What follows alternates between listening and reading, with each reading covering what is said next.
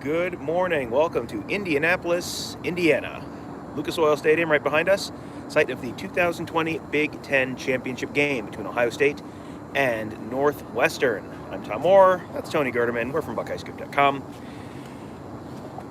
It's the day that I think people really, truly did not really believe was really going to get here, but from all indications, Ohio State and Northwestern are going to play a football game in the stadium behind us in like 4 hours.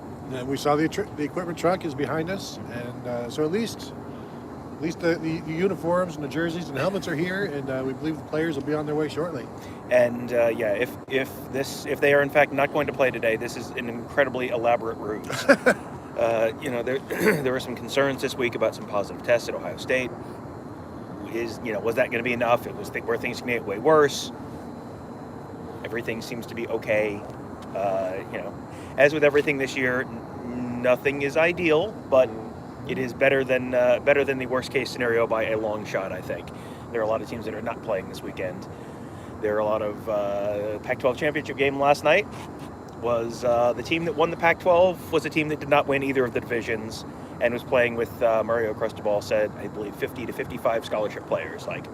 If you want an extremely packed 2020 result for your conference championship game, yeah, that's probably about right. I think we'll probably have a little bit more of a little bit more of a true to form result from this game today. Yeah, I agree. Did Wisconsin win the Big Ten championship in 2012 as a non-division winner because Ohio State couldn't go? Correct. Yes, because Ohio State and Penn State were both ineligible, so third place Wisconsin won. Sure. Yes, third place Wisconsin won with a smooth 70 points against Nebraska. So yes, no matter what happens today, this will not be the weirdest Big Ten championship for sure. And I think whoever wins it will have no controversy around it. Ohio State will have played their 6 games and run through everybody. Northwestern, by beating Ohio State, will have solidified that they are arguably the best team in the Big Ten other than Michigan State. Yes, the transitive victories get a little complicated this year, even with the relatively small number of games being played.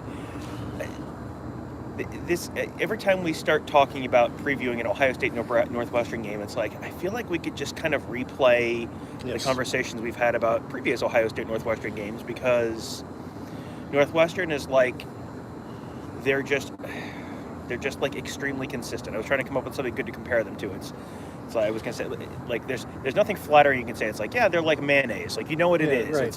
It's like they're fine.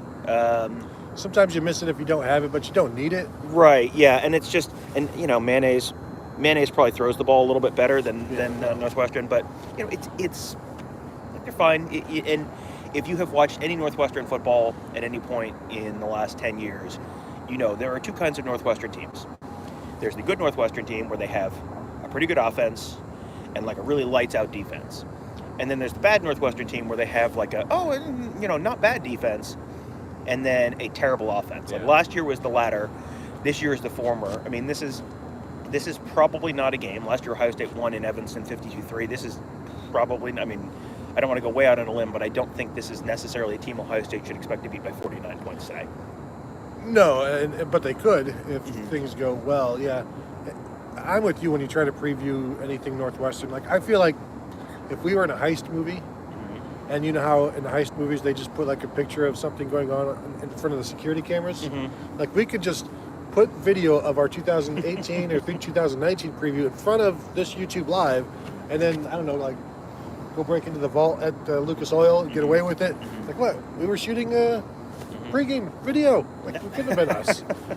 So that's Northwestern every year in terms of they're not flashy. They stopped being flashy when it stopped being like Randy Walker's offense and Kevin Wilson. It's when those offenses were really fun to watch, Zach Kustok and all Damian of those Anderson. guys, Damian Anderson. And that's not what this offense is. Even though everybody is a spread now. It's just maybe the novelty of those offenses have worn off because defenses have caught up with Northwestern spread. Back then it was, holy cow, look at these crazy 7-yard passes. I don't know what to do. And now that's what everybody knows. Yeah, it has been a minute since Northwestern has played a 54-51 game like they did against Michigan 20 years ago. That was the best games of all time. It was one of the best games of all time, absolutely. Who was it that fumbled for Michigan? Anthony Thomas. Yeah, I thought that was an A-train fumble. Yeah, running the clock out, got this win secured. Yep. Yeah, so that was a good one. I do not expect 105 total points today. I mean, I don't know what the over/under is. I'm sure it is quite a bit shy of 105. About 70 to 35. I mean, 77 to 28. Mathematically, that would get you there, yes. In terms of probability, probably not. If you guys have any questions, by the way, feel free to throw them in the chat function. We'll answer those probably in just a little bit. We'll let those accrue for a little, but yeah, that will keep us going until we get cold. We will probably be heading in just a little before 9 a.m. Eastern time. That's when the media gates open, so we'll be wrapping up before then. But yeah, this is a game that Ohio State has to win by a certain number of points to feel really good about their playoff chances. I mean, we've talked about the scenarios where if Florida wins, if Clemson wins, that maybe Ohio State is having at least a nervous Sunday morning. Like, how big of a win does Ohio State have to have today in order to feel pretty good no matter what? Well, we know Shaun Wade is telling his teammates they need to blow Northwestern out, so that's how some of them feel. Ryan Day, of course, feels like all you need to do is win by 1 point.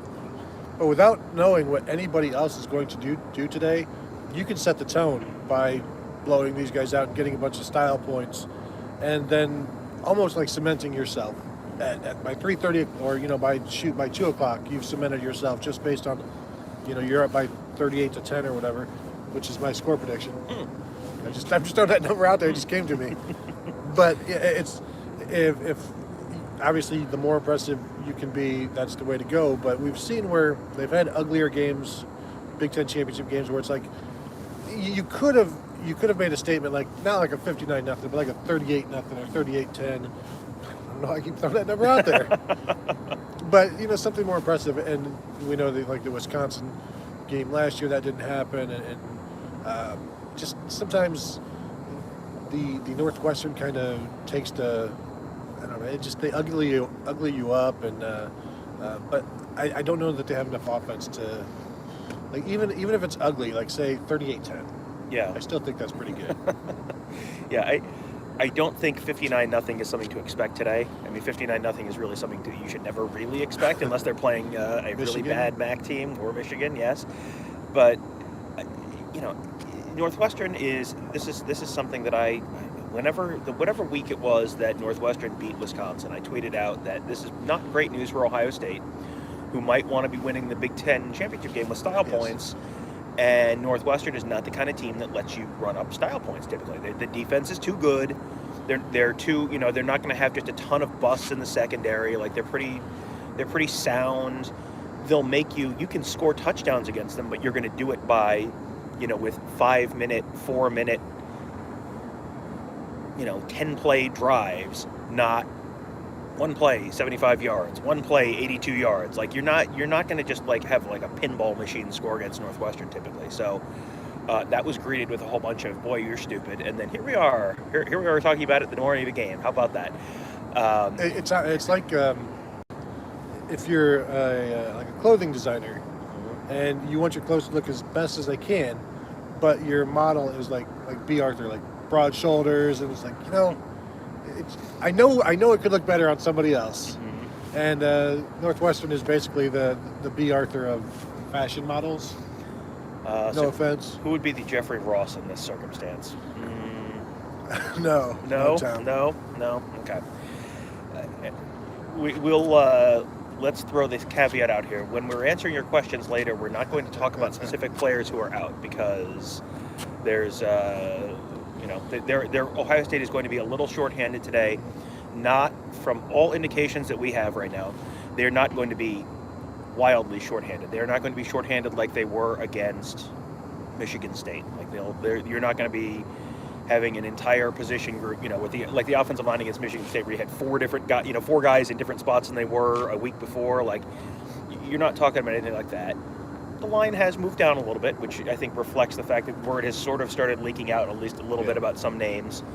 And you don't ever want to play shorthanded, but I based on the names that we've heard, I don't think I'm materially changing my score prediction from where it was, where it would have been on Monday. Right, and that's not to downplay those names, and should have other ways to accomplish what they need to accomplish. And it's really hard to talk about that without going into any more detail. So, Tom, let's change the subject. All right, sounds good.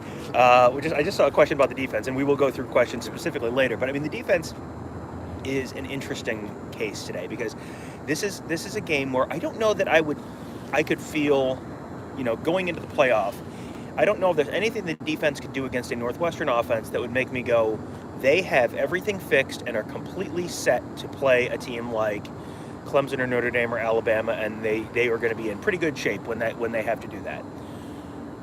But I think if you see something that looks like real bad, I think then you're like, okay, like they could prove something bad to me today. I don't think they could like completely definitively prove something that they've got everything fixed and they're really all set now. Yeah, there could be. What is bad? I mean, does it have to be over 20 points? But I think it's how. Yeah, it's more coverage breaks and like 2 or 3 of those, and you're like, well, clearly it's not fixed. And two 50-yard passes against Northwestern is 4 or 5 or 6 against Clemson or Alabama. More Alabama than maybe Clemson because of the receiver talent at Alabama. But yeah, you have to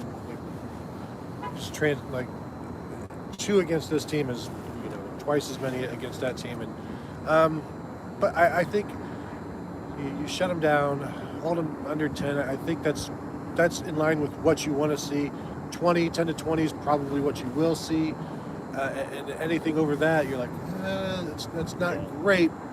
But it's also what kind of capacity are they working at with their depth chart, things like that. So it's hard to judge it fully because it's not a full team.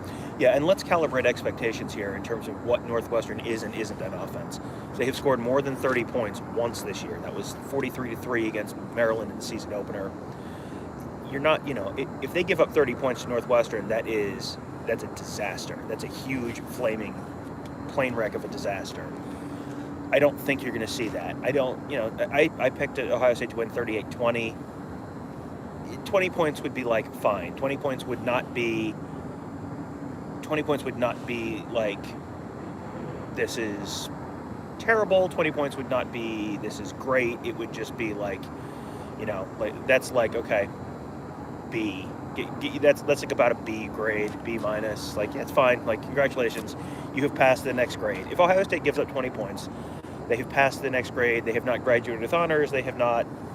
Like, it's fine. You're fine. Your parents aren't proud. They're just glad you didn't get held back. Yeah, I mean, you're going to a public college, a public university. It's fine. I think with a 38-20, that's like a 28-10 halftime score, and then Ohio State's already start backing it in, and then it's like 38-13 when Northwestern gets a touchdown in the final couple of minutes. Now it looks like 38-20, and it's like, well, but it was never really that close. Yeah, and if it's 38-13 and they're scoring against Ohio State's backups, that's a different thing than if it's 38-20 in the middle of the third quarter. Yeah. I don't know how early Ohio State's going to pack it in today. I mean, I'm sure that I'm sure that they want to get Justin Fields off the field and make sure he's healthy going into the potential playoff matchups. I don't know, if they're going to try and do things with some style today. I don't know how early you can actually do that, though. And I still go back to that Penn State game last year where Justin Fields gets hurt, and it essentially cost them the season because I think they would have scored many more points against Clemson had Justin Fields been healthy, and that's going to be in the back of his mind, Ryan Day's mind, and you can't coach that way, but once you get to, but they haven't been pulling him out even in games that are, lopsided-ish and still going because he still needs reps, and that's going to be a tough one, and I'm sure he's going to wrestle with it, or maybe he doesn't because it's close throughout, but if the opportunity arises, I think he will wrestle with it. And if he truly believes that all they need to do is win, and they're already up by 17 or 20, then it's like, why would you keep him in at that point, knowing that it would take another 3 or 4 quarters for Northwestern to get those necessary 20 points. And then, if that happens, if somehow they play 8 quarters, then you can throw Justin Fields back in there for quarter 9 and then get some points back. There you go. Starburst 8321 says Big Ten really dropped the ball, not allowing some fans for this game. Indiana hosted high school playoffs at the stadium with about 8,000 fans. Colts have had 12,000 fans. 12-5 the last 2 games. Yeah. I didn't go beyond that. Yeah, and the Big Ten was apparently offered the opportunity to have fans at this game and opted not to. And, I've seen a bunch of different theories as to why they didn't do that that go beyond they don't feel it's safe. And, what's your favorite? It is Kevin Warren didn't want that smoke from a bunch of people who may voice their opinion. I don't think that was by any means the deciding factor, but it might have been a tiebreaker. Yeah, I'm glad. I bet he's glad that there are no fans. Yeah, that's. There was the theory that they didn't want to have to choose who got in and who didn't get in because you've got people who have had tickets to this game every single year, and do you leave them out in favor of fans from each school? I'm very glad that the families are going to be here. I'm very, very glad that the families do get to come.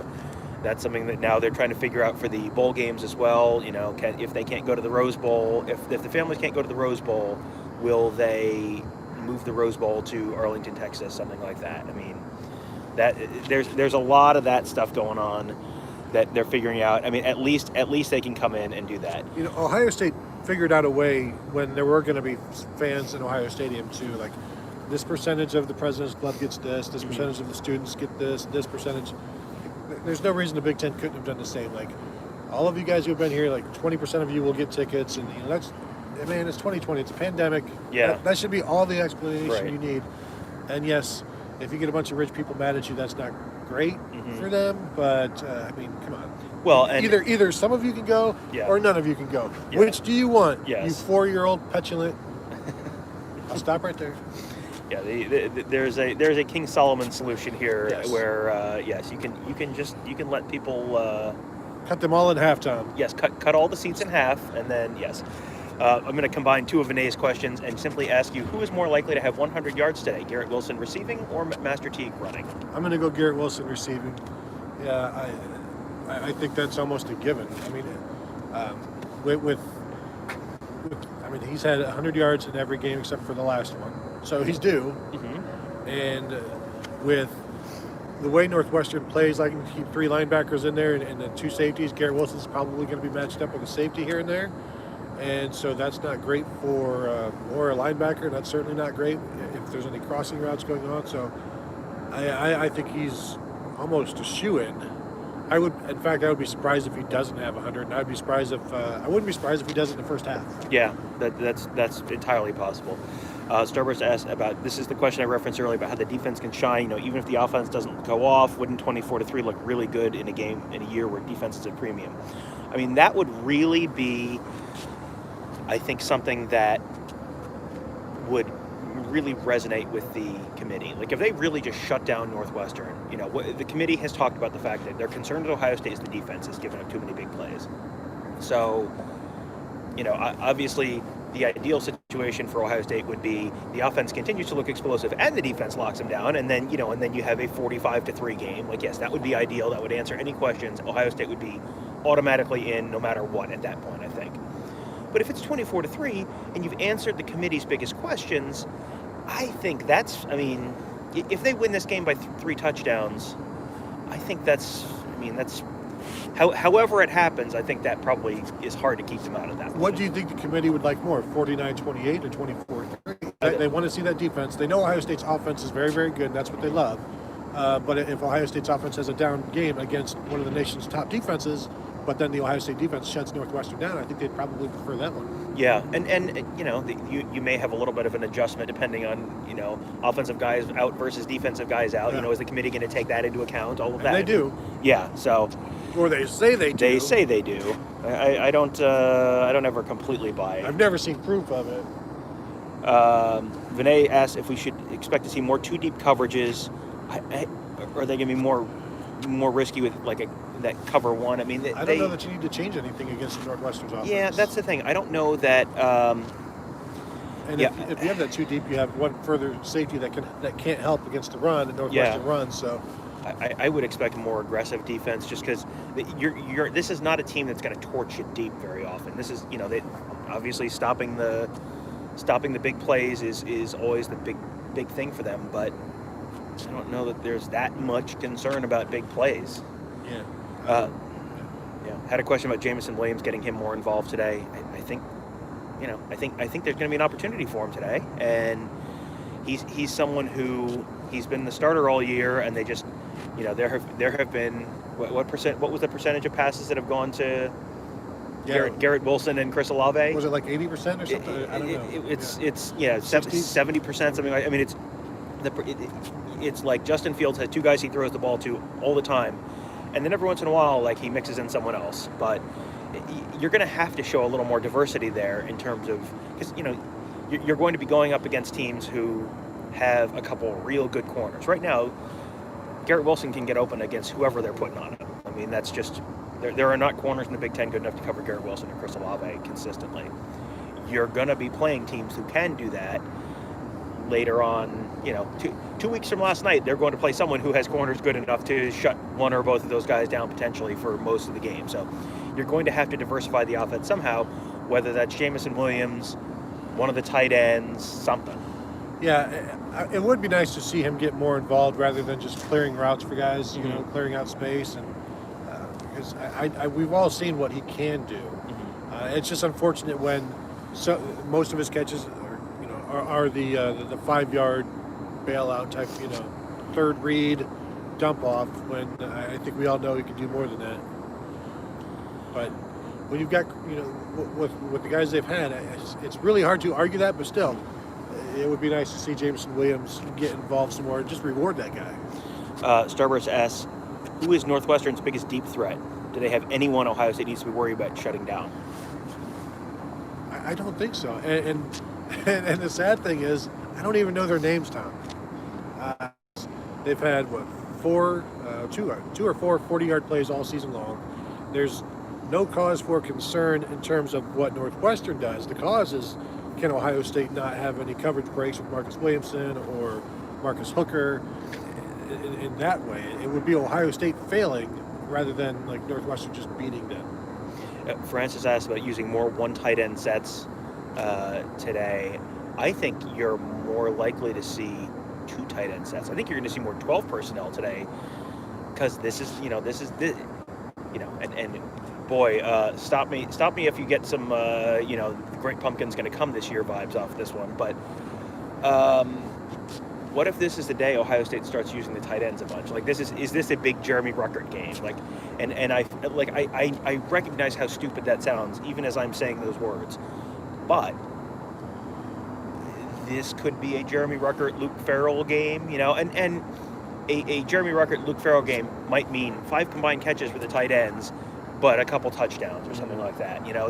I think you're more likely to see 2 tight end personnels than more wide receivers. I agree, because it helps out the run game as well, and they love to do it, and then they can also throw from it, and they've had really good success in all facets with that 2 tight end set. So I would expect that to continue, and if they're out there and they can take advantage of the coverage and get some conflict with the linebackers, no reason not to get those 2 guys the ball. And Ryan Day has been saying it all season long, like, he wants to get those guys the ball, wants to reward them.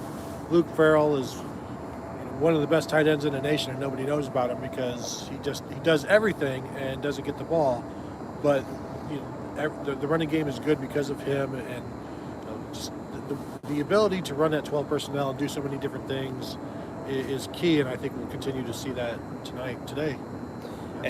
Adam asked about the Big Ten lowering the 21-day COVID rule. That is supposedly in the process of happening. It sounds like it may be on track to happen, maybe, but it has not happened yet, and it's not going to happen before this game. So, I mean, answer unclear, ask again later in the Magic 8-Ball parlance. I feel more confident that they will change it than I did probably 4 or 5 days ago, but there's still a little bit of I'll believe it when I see it. Yeah, and there's also we're the Big Ten, so we're still going to have the most stringent policy because we're the Big Ten. And so even if they do lower it, they're not going to lower it much, but it might still help. And just in case people are not familiar with what we're talking about, right now the Big Ten has a rule that you have to sit out 14 days, and then you have another 7 days of like ramp up physically before they will let you go back in. You have to do some cardiac testing, and then you have a day where you can do 30% of your reps, and then you have a day where you can do 50% of your reps, and you kind of work your way back up. All the other conferences have a shorter time span than that. And the Big Ten initially went to that 21-day rule in conjunction with the CDC guidelines at the time, which have now changed. So the CDC guidelines have now gone from 14 days to 7 to 10. So you would think that the Big Ten would potentially be able to go from 14 days to 7 to 10 and then have that extra 7 days of ramp up on the end of it, and then all of a sudden it goes to 14 or 17. And that when the college football playoff is going based on the individual conference rules, so Alabama will be covered by the SEC's rule. Clemson and Notre Dame will be covered by the ACC's rule. Ohio State will be covered by the Big Ten's rule. That puts Ohio State at a pretty significant disadvantage then. All three of those conferences are different. Yes. Yeah. It's 10 for the ACC, 14 for the SEC, and either 21 or if they reduce it, whatever for the Big Ten. Yeah, I mean, and that's a significant disadvantage if you have, because going if it's 21 days, anyone who is out this week is going to be out for the semifinal. If it's 17 days, anyone who was out at the very beginning of this week, Monday, Tuesday, would be able to play in the semifinal. Anyone who was out later in the week would still not be able to play in the semifinal. If it's 14 days, anyone who was out as recently as yesterday would potentially be able to play. So you need like the Kornacki interactive map. And yeah, it was Tuesday. He's going to be in. Yes. So there's a lot of moving parts still there, but I think I'm more optimistic that it at least goes for down to 17 at least. Let's see. Yep. Jeremy Ruckert today. Yep. Just talked about that. Tom, have you thought about the over under of 3.5 catches I gave you last night for Jeremy Ruckert? I'll say over. I mean, five between the two of them, but I'll say 4 for Jeremy Ruckert and maybe 2 for Luke Farrell. Maybe it's 6. Really go crazy. One touchdown for each. Yeah, that's about right. Thomas asked about getting the running backs more involved in the passing game. I mean, I'd love to see that. I feel like we still haven't seen Trey Sermon in the passing game a whole lot. No, I agree. I keep going back to that 2017 Oklahoma game when the way they were throwing the ball to the fullbacks and the running backs, and it's like, when you've got like talented guys running down the seam and nobody's on them, maybe try that. But it also depends on the defense that you've got going. Also, I'm going to throw these 2 words out. Right. 2 most perfect words in football. Wheel route. route. There you go. Yes. I ain't going to argue that. I don't need to sell you on the wheel route. Travis asked about which freshman is going to make an impact today. I have a name that's in my head right now, but I'll let you go first. C.J. Stroud. No. That would be that would be an impact if Justin Fields is not playing for any reason when the score is remotely close. That's not a good thing. We talked a little bit about it, and I think I'm going to go Julian Fleming. Well, you took my answer. Well, that's why you should have gone first. And so, lesson learned. I mean, they've been trying to get him the ball more. He's more experienced now, and when we saw him in the last game, like, he's a big dude too. He's strong, and he's a guy that I think it's time. He's the number 1 recruit in the country. Let's see him act like it for a change. Yeah, I think he is by far and away the number 1 answer to me. That he may have an opportunity today. He's only had 3 catches for 21 yards this year, so that's something that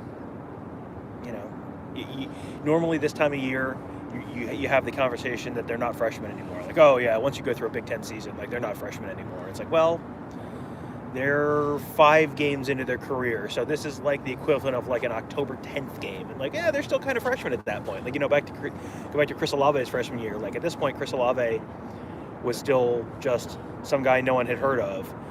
So you're asking a lot. He's had a lot. Julian Fleming's had a lot more practice than Chris Olave had at that point. But every time we talk to guys, they talk about the difference between practice reps and game reps, and that's a hard thing to make up. You can't, I don't feel like there's a cheat code to just like download the game experience that you would need. No. So do you think Julian Fleming tops his season totals today? I would say yes. I would say matches or exceeds 3 catches, 21 yards. Yeah. I don't know about the catches, but if certainly the 21 yards, I feel pretty good about that. Let's see.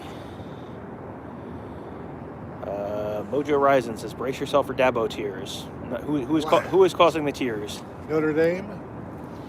Tom, if Clemson loses closely, those post-game comments from Dabo, that would, oh my gosh, what a way to just tie a nice ribbon on 2020 to be like, see, there is a positive hope for the future. 2021 is going to be a good year. Look at how sad Dabo is. Oh gosh. Vinay thinks the game's game really used to pass to set up both the run and the deep ball. Yeah, I think that's it. I think I agree. Set up the run with the pass and get some yards, get some chunks easy early, and then just make sure you punch it in the red zone. I mean, that's really one of Northwestern's only hopes is Ohio State having to settle for field goals. Matt asked about the Ohio State defensive front holding up against the Northwestern run game. I mean, if Northwestern is able to run the ball against the Ohio State defense, that would be the first team that has really been able to run the ball on the Ohio State defense all year. I think they're going to have to do stuff through the air to set up the run, because Ohio State, for maybe to excess, focuses on stopping the run before they focus on stopping the pass, and that's fine against a team like Northwestern where they want to run it. That absolutely is what they want to do. So you're focusing arguably too much on trying to stop the run, forces them to do something they don't want to do. So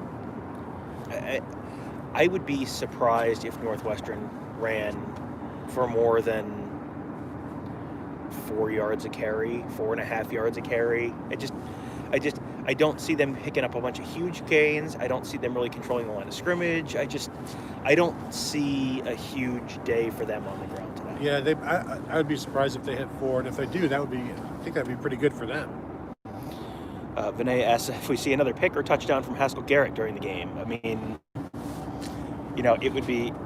I am always for big man touchdowns in any. The one thing I'm not going to do this year is doubt anything about Haskell Garrett. If he comes, he tells some sick kid in the hospital, I'm going to score 2 touchdowns, I'm going to believe him. Let's see. Bob says if it's like a 42-14 type of game, any chance we see Cameron Babb late, also get him late hit catch. Hasn't he been unavailable the last? He's been on last week, I think. Was he? He played on special teams. He's played quite a bit on special teams this year. This guy we talked about early on, just would like to see him get a catch this year, because he has played, but would like to see that catch just to first of his career. I mean, it's been a hard road. Dr. Cortez Smith says Ohio State Buckeyes versus Clemson Tigers for the national championship. That would be interesting. That would be Clemson loses today but still gets in and then beats Alabama, presumably, in the Sugar Bowl, and then Ohio State beats Notre Dame. I mean, it's the possible. The possibilities of a 2-loss Clemson getting in is possible this year, because do you really want Texas A&M in there? Do you want Iowa State? I mean, Iowa State versus Clemson, Tom. Clemson is better than Iowa State. Mm-hmm. But Iowa State has the same record or same number of losses and a conference championship.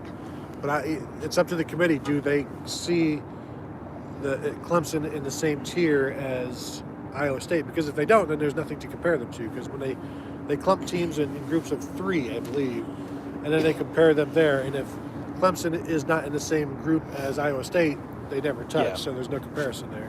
Brandon asked about Notre Dame potentially sitting out the playoff because no families in attendance. Gosh, you just hate to see it. Maybe that's how Clemson gets in. Notre Dame sits out and Clemson takes their spot. And then when people ask Dabo, don't you care about players and their families? Then he'll get very defensive. And again, it'll be fun to watch. Cookbuck, what defensive player will stand out today, and why is it tough? Because they're going to be running right at him. Him and Pete Warner. Tom, over-under. Because here's the thing. There won't be a ton of tackles, though, because I don't expect Iowa or Northwestern to be out there a whole bunch on offense. So you got a bunch of 3 and outs, 6 and outs.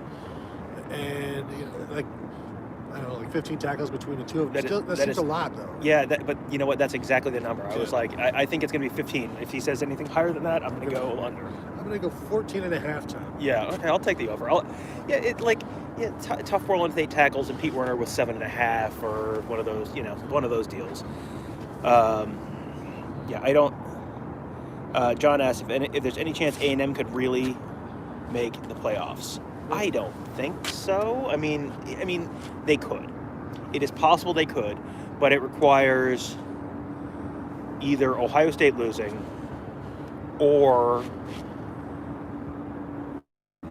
Notre Dame beating Clemson very convincingly, or Clemson even if Clemson beats Notre Dame by 4 touchdowns, Notre Dame might still get in over A&M. Right. I mean, they would still have like the best win. Yeah, I think it's probably like Ohio State loses, or Notre Dame just completely annihilates Clemson, and but both of those would be pretty surprising. Yeah. I think.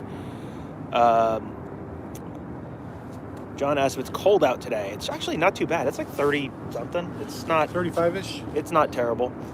We were outside for an hour last night, 37 degrees. I mean, we're fine. Yeah, it's fine. We have worked ourselves. We've worked ourselves into football weather condition. Yeah, I couldn't do this in August. No, it was like 36 degrees. Vinay says over under 1 interception for Sean Wade. Well, I mean, can I pick a push? Yeah, I'll take 1. Yeah, I would not say over. On a scale of 0 to 100, Tom, how confident are you that Sean Wade gets an interception? I'm around 30%. Yeah, I mean, I don't think Northwestern's going to throw that much. They're going to try and run it. So, but I just see one of these slow breaking out routes that just gets jumped on, or Well, and Peyton Ramsey doesn't have Justin Fields' arm to really zip that out route. So yeah, you could jump one and get a pick 6.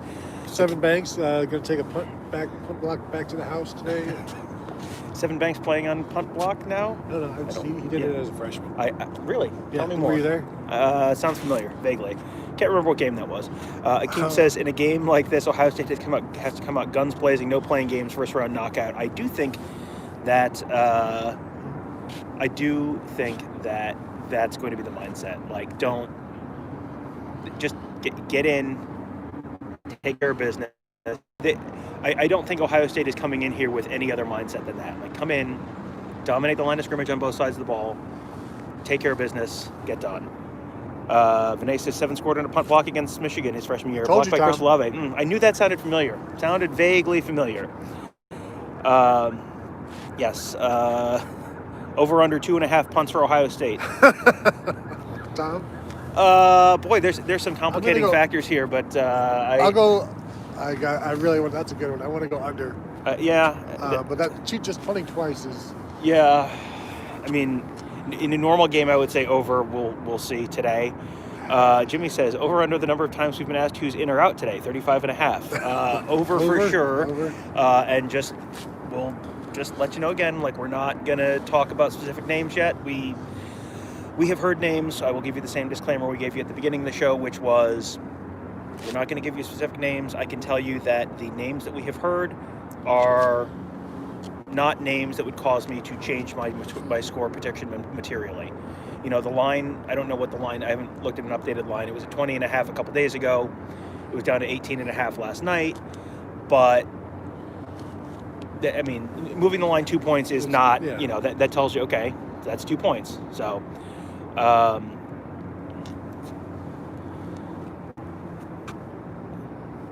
Jordan asked if there any other freshmen beside Fleming we can see having a standout game. I mean, someone asked us earlier about Ronnie Hickman, and I've lost the question now. But, I mean, he's not a true freshman, but he's someone who I think they've started trusting a little bit more. Yeah. And you may see him a little bit more if today. Josh Proctor is back, that might put a crimp in that playing time. Any other true freshmen, there's not that many true freshmen who are. They have been lucky enough to avoid injuries for the most part and not have to rely on those freshmen. We're going to end up wrapping up pretty soon. Check the time for me, but we're gonna be wrapping up before 8:46. Okay, so we'll be wrapping up in just a little bit. Thomas asks which backup quarterback is the first one off the bench. I think pretty comfortably it's C.J. Stroud right now. John says he's watched about 2 Northwestern series this year. They look like they always do. Yep. Right. Do they have any legitimate chance to stress the outside corners? No, not I really, probably. don't know. I mean, it's like Northwestern is like watching reruns. It's like, yeah. I've seen it. P. Flaw says, sorry, I've already asked over-under on Sermon's rushing yards. Get rolling in the last game. Last night I said 75, and then I'm like, gosh, that seems a lot. And that wasn't an over-under. Yeah. That was just a prediction for how he was going to do. Tom, I'll give you an over-under of 52.5. Over, because they probably end up running him 10, 12 times, and he's going to get 5 yards a carry. All right. Starboard says, if that's the mindset, do you think Fields uses his legs more like he did it against MSU? I do think you're going to see more Justin Fields running today than you did typically. But if they're up by 18 points, then no. But that's one of those things where you're coming out, guns blazing, him throwing, him running, and then just put it in the end zone a couple times in the first quarter. Yeah, get up 21-3 in the second quarter, and then you don't have to run Justin Fields anymore. Vinay says, do you think Justin can get into the Heisman race with another incredible performance? No. Yeah. I mean, if he really blows the doors off of it, maybe he's a finalist this year again. But I think 6 games and it's not enough. Yeah, I mean, Mac Jones has had a very good year. Kyle Trask has had a very good year until last week. But Tom, the one thing I will say, Justin Fields is a quarterback on a top 5 team. That's you cannot true. dispute that. That is true. Yes, and our editorial position, as always, the Heisman Trophy is the most overrated award in sports. Akeem says he feels great about Trey Sermon, though, in his last game. It feels like he finally came to life. Think he'll have a great day. I do think he's. I mean, I think they are much more comfortable with him now than they were probably a few weeks ago. Do you think Master Teague's physical style of running suits him better than does Trey Sermon against Northwestern's physical, front 7, though? Or is Trey Sermon's athleticism helping him out in avoiding those linebackers and cutting? Are they? I think I think he might be trying to get the ball out in space. So maybe this is more of a Trey Sermon game. Dave says, ready for Josh Myers. It's under center again. I mean, that's Harry Miller did what he had to do. They got in, they got out, they got the win. But yeah, I think Justin Fields is probably very happy to have Josh Myers back. MPH records on those snaps. Yep. Brandon says, would you rather go to the Rose Bowl or the Sugar Bowl? Follow-up question for you, Brandon. Where is the Rose Bowl played? That's where. I would always take the Rose Bowl because I like going to Pasadena. But if the Rose Bowl is played in a stadium across from the street from a Walmart in Texas, I will take the Sugar Bowl. What about across the street from N.K. Hurst Beans and Sugar Company? You know what? I would take that because, and in case you're wondering where the N.K. Hurst Beans and Sugar Company is, it's right there behind the camera. So yeah, I would happily take an Indianapolis Rose Bowl. That would be fine. But yeah,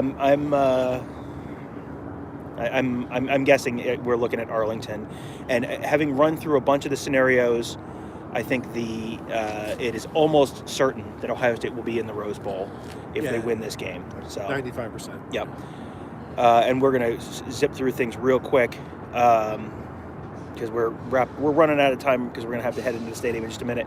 Sloopcast says Jared says the worry is the possession time for Northwestern keeping Fields off the field. I don't know that Northwestern's going to be able to run the ball, move the chains often enough. They will probably try and be deliberate about it. I don't know if they'll be successful enough to really hold the ball. You can run the ball 3 times and take 2.5 minutes off the clock, but then if you go 3 and out, then they get the ball right back. It's all up to Peyton Ramsey picking up the 3rd and 5. Jordan asks if ND opts out due to new fans. What are the odds Georgia gets into the playoffs? No. Nope.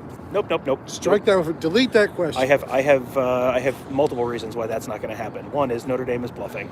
Could you imagine if Georgia got in? Can I imagine a world in which the playoff committee unjustly puts an SEC? That is your question? I want to make sure I'm understanding your question. It's Tyler, like Georgia is their child, and they just their lone child. And they spoil it so much. Yeah, it's the coach's kid who gets to pitch and play shortstop. Yes. I say that, and then I coach, and my kid pitches and plays short.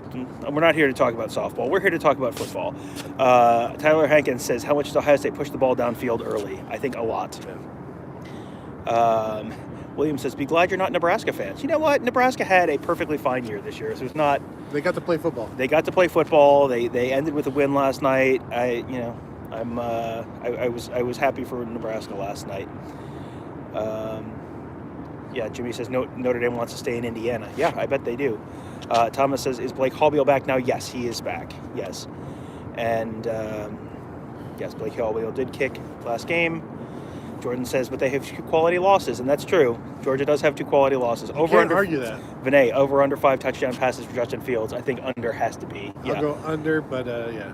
Will Northwestern score a touchdown? We both picked Northwestern to score a touchdown. Tom, over under 4.5 total touchdowns for Justin Fields, rushing and passing. Over. James asks, if Justin Fields unavailable, who do you think would be up next? CJ Stroud. And Akeem says, phenomenal day for Ohio State Buckeyes football. And yeah, I mean, any day. Yes. Any day this year that you can play football is a phenomenal day for football. So let's see. Clemps like Hugh says, score predictions. He hit 38-10. I hit 38-20. That's, somewhere in there is about right. I don't expect Ohio State to score 55 points this week. Don't expect I don't expect them to give up, 20. Yeah, I mean, I feel like Ohio State every year goes in. I go into this game, especially like a Northwestern game, like I don't think Northwestern's gonna be able to score at all, and then suddenly you look up and it's like, yeah, how did they get 20 points? Exactly. Like I don't understand. Vinay asks if we'll see a 75-yard touchdown pass to Garrett on the first play. I mean, they will be starting out at 25. We know that. Mm-hmm. I don't think it's not impossible. P. Flaw says Coop will go out with 3 sacks in his last Big Ten title game. I mean, He's back home, the Indiana boy. Yep. Jonathan Cooper. Oh, I thought you said Pete Werner. No, Coop. Oh, I'm sorry. Coop. Yes, Cooper. Coop is from Gahanna. Oh, yes. Well, have you ever been to Gahanna? It's very Indiana-like. You take that back. Diego says, do we watch the second half of this game or the Mando second season finale again? Always. Always, always, always watch football. Yeah. But I'm not a Star Wars person. But, I mean, why didn't you watch Mando twice yesterday? Yeah, I mean... Like I did. And we're going to be done in just a minute, and then you've got 3 hours to watch whatever you want until the game starts. So, all right, thank you guys for joining us. Really appreciate it. Thank you for all the wonderful questions. You have made this... You do a lot of our work for us in these shows because it's like, what are we going to talk about? Like, we've got 20 minutes of stuff, and then you guys ask wonderful questions and keeps us going for the rest of the time. Really appreciate it. We will be back, of course, after the game, do a post-game live show again, Buckeye Weekly episode. 5-ish? 5 p.m.-ish. It's kind of hard to guess on these because it's like this game will end 3:30-ish. Maybe pushing 4, and then there's a championship. They do the thing on the podium, so that's another 20 minutes. Then you do another post game after that, so that's 4:30. So 4:30, 5 o'clock.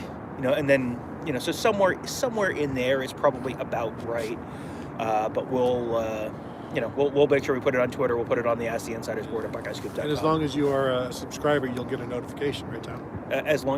Yes, I believe you are. So you should subscribe to the Buckeye Scoop YouTube account. Actually, just hit that subscribe button right now. Then you'll get a notification as soon as we do go live. Jordan says, "Thanks, Tom and Tony, aka not the Chief." Yeah. Okay. How do I ban Jordan from this, sir? That is canon that he is the Chief. Well, okay. I was wondering if you were saying like, thanks, Tom and Tony, signed not the Chief. Like you can't declare yourself not the Chief, especially when we have also declared you the Chief. All right.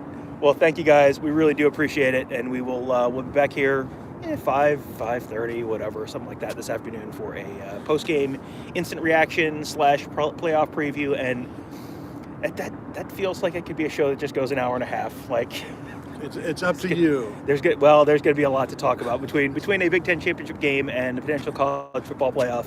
There may be a whole bunch to talk about. So thank you guys for joining us this morning. We will see you after the game.